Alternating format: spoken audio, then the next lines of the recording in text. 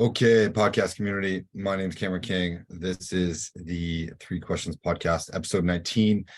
I have three questions here from John from Pennsylvania. John's been one of my long-term clients, and he has submitted an abundance of great questions, mostly business focused. And it's been a while since I've actually recorded a podcast. So these are going to be business focused ones. These are ones that I often think about for my own business.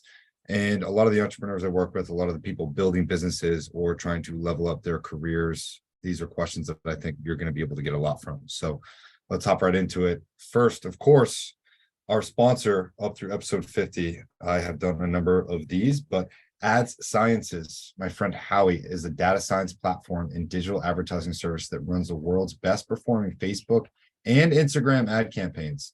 Their clients and those of their agency partners get significantly more higher quality leads, as well as more sales at a lower cost per lead. That's right, a lower cost per lead and cost per sale. So with a higher return on ad spend, they are able to grow their clients exceptionally well, the best I've ever seen it, especially within my advertising days.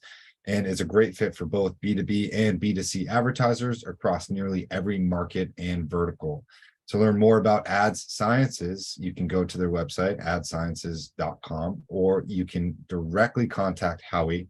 That is Howie, Howie, at appanite.com. That is APPANITE.com, Howie at appanite.com, or again, ads sciences.com.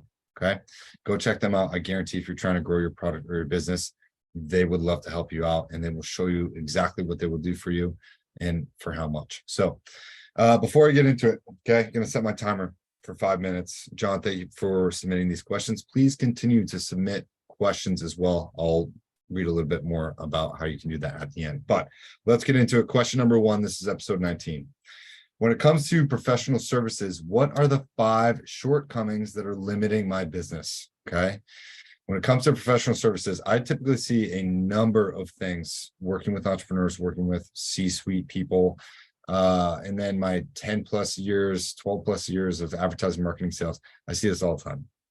There are 5 things that limit your business. I'm going to list them off straight from the top of my head. I took 0 notes on this. I gave myself about 30 seconds to marinate on these questions before I hit record.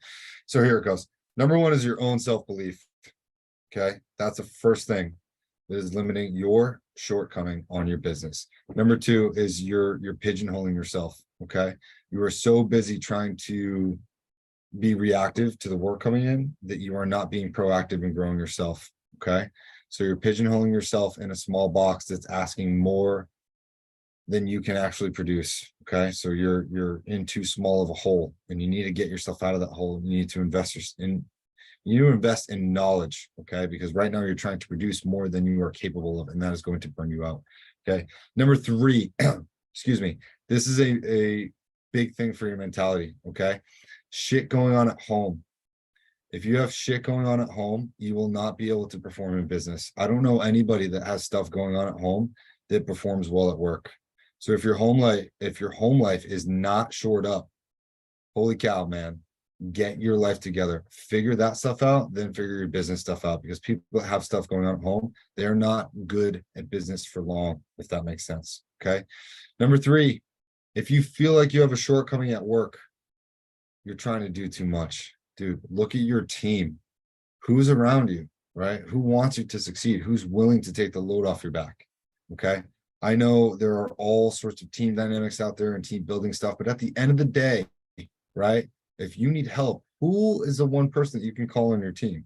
Say, hey, man, I'm struggling. I need some help here. Can you help me out? If you don't have those people on your team, if you don't have one person at work that you can do that for, you might be in the wrong position. Okay. And number 5, holy cow, this one is so obvious to me, but like, again, if you feel like you have a shortcoming at work, you are trying to force whatever is going on. Okay. Your entire life does not have to be struggle and strife. Your life should generally be a good life. It will undoubtedly be tough. It will undoubtedly bring some very, very difficult challenges ahead of you. Okay. And how you sort of gear yourself for those more difficult challenges that life will bring to you is by consciously choosing to do tough things, right? You can toughen yourself up by choosing to do tough things.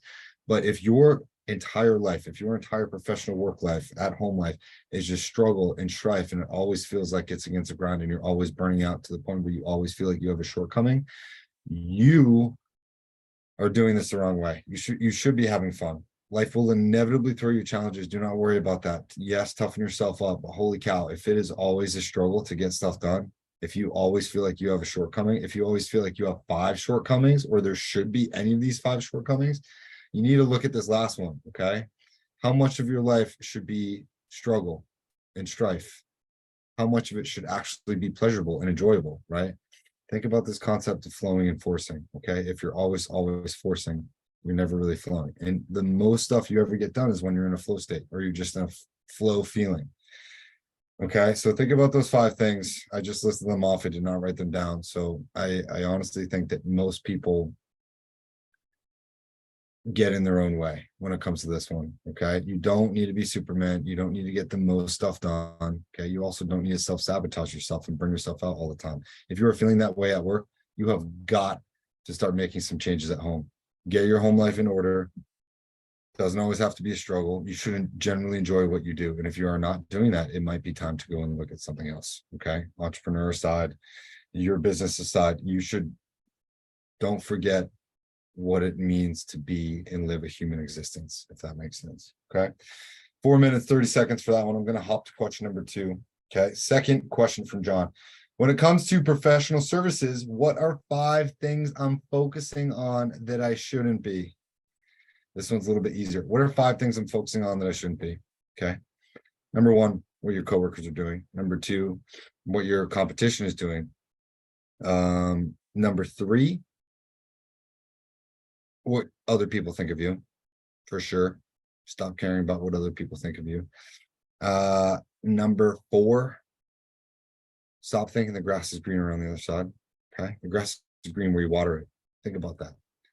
Number 5, last thing that you're focusing on that you shouldn't be. Okay, comparing yourself to where you thought you would be at this age. I'm guilty of all 5 of those things all the time.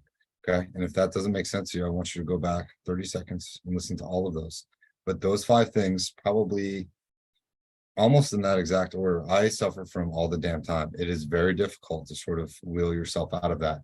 But focusing on what other people are doing, what other people think about you, where you thought you'd be, these things tend to go hand in hand.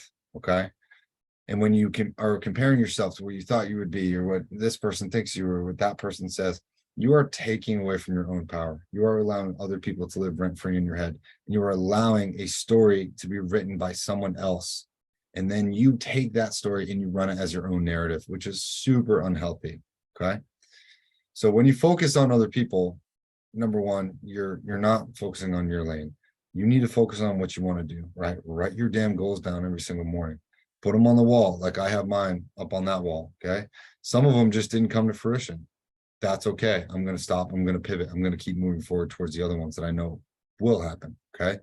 Life will inevitably bring you challenges, and what is meant for you will not miss you. I guarantee it. Okay. But the best way to miss it, or to delay it, or to prevent it is to focus on what other people are doing and what other people think about you. None of that shit matters. Find a way to build a bridge and get over it. Let it go. Okay. Change your own narrative, change your hair, change your style, change your hobbies. You can change everything about you. Okay. But the best relationship you have in the world is a relationship with yourself. It has got to be. Okay. You are not getting out of that body anytime soon, not for the next decade or 4 or 5, maybe. Okay. You have got to find a way to make peace with who you are, what you do, why you do it. Okay. Do not let other people write a narrative about yourself, and stop, for the love of God, focusing on other people. This is why social media is the worst, because social media allows us to simply and purely focus on what other people are doing. Okay. Get rid of that stuff. Drop the narratives, bring the focus back on you. When you quiet your world, okay, your intuition, your voice, the things that you need to do, the things that you end up doing become that much better when you quiet everything else around you. Okay. A loud, noisy phone, a loud, noisy life. Okay. Too many different things plugged in too many different directions, that will sap your energy like crazy. Quiet the noise, limit the distractions, get shit done quietly and silently, and let your actions and your content and your results speak for themselves. Okay. Nobody can argue with that stuff at the end of the day. Make sense? So, window just popped up. Let's see. Last question. So many CEOs talk about beating the sun up. If I seem to have my best thoughts and productivity at night, how can I turn myself from a night owl to a morning bird? Okay, so how can you become less of a night person and more of a morning person? I've actually listened to a couple things from Andrew Huberman on this, and I will not do it justice in terms of explaining it, but essentially you can switch yourself from becoming a night person to a morning person. Okay, your circadian rhythm, okay, determines where your melatonin peaks and rises throughout the day. And these sorts of things are really, they will dictate sort of how you get tired in the day or not, okay? A lot of people, if your circadian rhythm is off, if you are taking in an abundance of blue light later at night, if you work out, if you eat late, or if you're just stimulating yourself with your phone or through TV, you are keeping those receptors awake. And what you're doing is you are not allowing your brain to sort of rest and digest, right? You go from sympathetic mode, which is fight or flight, to parasympathetic mode, which is rest and digest. And blue light interrupts that circadian rhythm at some point. Okay, this is why, rolling over at 2 or 3 a.m. and looking at your phone and blasting your face full of blue light is a terrible idea. That will keep you awake for longer. So here's what I do. I honestly do not try to touch my phone for an hour before bed. Okay. No TV, no content watching. I will try and read a book, and I try to tire my body out first. Okay. If I do CrossFit, if I do jujitsu, I know my body will be tired by the end of the day. Okay. I try to eat earlier in the night too. So I typically will try and eat around 5 or 6. That way my body has time to digest, and then it sort of prepares itself for sleep. I know if I'm watching content or if I'm watching TV or just on my phone or even working till 10 or 11, it makes it very easy to stay up till midnight or later, even if I stop working at like 11. Okay. But I will force myself to pretty much stop working at like 9 in hopes that I can be in bed and tired and or falling asleep by 10. Okay. So I'll shave, maybe I'll read a book, meditate, I'll stretch. I'll do these things on my own, journal for that sort of last hour of the day, and then I try to fall asleep. I think the best way for you, John, in this case, is to set a standard wake up time every single day. Okay, whether that's 5 a.m. or 6 a.m., you stick to that schedule every single day. Jocko has a really good thing on this too. But if you wake up at the same time every single day, yeah, you're going to be tired because maybe you don't fall asleep till 1, 2, 3 in the morning, and maybe you're only getting 1, 2, 3, 4, 5, 6 hours of sleep. But over time, if you know that you are going to wake up at 6 a.m. every single day, no matter what, eventually, after 21 days, it should be a habit. Okay. It's going to take 21 days to install the habit into your brain. It's going to take 66 days for you to cement it. So I would argue that if you really want to become a morning person from being a night person, then you are going to have to do this for at least 66 days. So do it for over 2 months and tell me after that point if you still feel like a night person. And maybe, yeah, your creative ideas do come to you at night. A lot of creative ideas come to us in the shower, on walks, in the middle of the night. Have a notebook, write those things down. But creative ideas, my personal philosophy is that creative is as creative does. Okay. So if you are creative with your life and how you interact, and you allow yourself the space and time to have these creative thoughts, those can come at any moment, at any part of the day.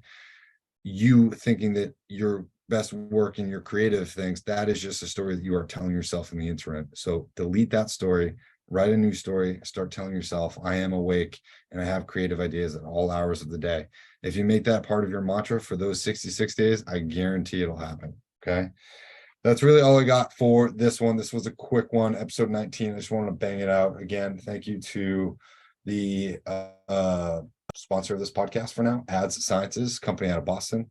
Love you guys a long time. I've used them for some side projects. I will continue to use them for some side projects, and I will most certainly keep referring them to a ton of people. I think they do great work. Lastly, if you're listening to this podcast on Spotify, please rate it 5 stars. Okay. Please go to ckcollective.co, find the podcast tab, submit questions. Okay. I'm trying to put out as much content as possible. Sometimes I don't feel like doing it, but that's part of being a content producer, is you got to do it. So I hope you guys are enjoying it. I would love to answer any and all questions. Again, I am not an expert in all of this stuff. This is so For you, I want to get more guests on here to get their knowledge base going. If you want to be a guest on this, please shoot me an email, just info@ckcollective.co. Okay, or you can reach me on Instagram or anywhere else that you find my contact info. Other than that, if you want to work together, sessions, personal coaching, okay, strategy, business, both.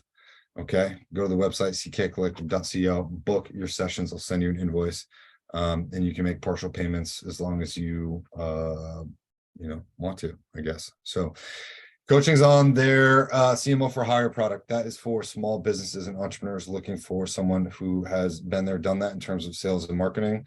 I pitched a number of tier 1 clients, okay, pretty much every major brand you can think of. I've worked with them or I've talked to them at some point, and I know how a lot of these brands think. So if you're looking to grow your business or get better or just grow your company in any sort of way, I will tell you and teach you on weekly meetings through that CMO for Hire product. That is a one-time fee right now. I think it's around $550. So flat fee, services for the life of your company and or business. I think it's a great fit. So that's all I got for you. Episode 19. My name is Cam. I appreciate the hell out of you guys listening, and I hope you have a wonderful evening. See you out there.